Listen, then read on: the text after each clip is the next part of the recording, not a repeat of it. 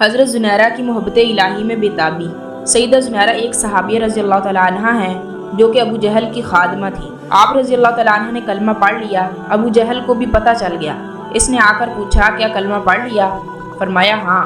آپ رضی اللہ تعالیٰ عنہ بڑی عمر کی تھیں، مشقتیں نہیں اٹھا سکتی تھیں، مگر ابو جہل نے اپنے دوستوں کو ایک دن بلایا اور ان کے سامنے بلا کر انہیں مارنا شروع کر دیا، لیکن برداشت کرتی رہیں کیونکہ وہ تو اللہ تعالیٰ کے نام پر اس سے بڑی تکالیف بھی برداشت کرنے کے لیے تیار تھیں۔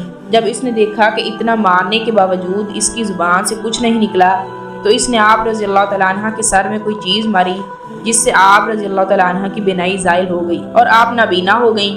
اب انہوں نے مذاق کرنا شروع کر دیا، کہنے لگے دیکھا ہمارے بتوں کی پوجا چھوڑ چکی تھی، لہٰذا ہمارے معبودوں نے تمہیں اندھا کر دیا۔ مار برداشت کر چکی تھیں، مشقتیں اٹھا چکی تھیں، یہ سب سزائیں برداشت کرنا آسان تھیں، مگر جب انہوں نے یہ بات کہی تو آپ رضی اللہ تعالیٰ عنہ برداشت نہ کر سکیں، چنانچہ فوراً تڑپ اٹھیں، اسی وقت کمرے میں جا کر سجدے میں گر گئیں اور اپنے محبوب حقیقی سے راز و نیاز کی باتیں کرنے لگ گئیں۔ عرض کیا اے اللہ، انہوں نے مجھے سزائیں دیں تو میں نے برداشت کیا، وہ میری ہڈیاں بھی توڑ دیتے، وہ میرے جسم کو بھی چھلنی کر دیتے تو میں یہ سب کچھ برداشت کر لیتی، مگر تیری شان میں گستاخی کی کوئی بات برداشت نہیں کر سکتی۔ وہ تو یوں کہتے ہیں کہ ہمارے معبودوں نے تمہاری بینائی چھین لی۔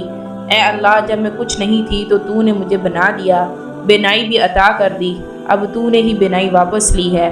اے اللہ، تو مجھے دوبارہ بینائی عطا فرما دے تاکہ ان پر تیری عظمت کھل جائے۔ ابھی دعا والے ہاتھ چہرے پر نہیں پھرے تھے کہ اللہ رب العزت نے آپ کی بینائی لٹا دی۔ سبحان اللہ۔ اس وقت مرد تو مرد، عورتوں میں بھی یوں محبت الہی کا جذبہ بھرا ہوا تھا تو اس وقت کی عورتوں میں بھی محبت الہی کوٹ کوٹ کر بری ہوتی تھی۔ ان کو اللہ پر پختہ یقین ہوتا تھا، لیکن آج ہم نے اللہ پر یقین کو چھوڑ دیا تو کیسے ہماری دعائیں قبول ہوں؟ اللہ سے دعا ہے کہ اللہ ہمارے دلوں میں بھی اپنی محبت اور یقین کو پیدا فرمائے، آمین۔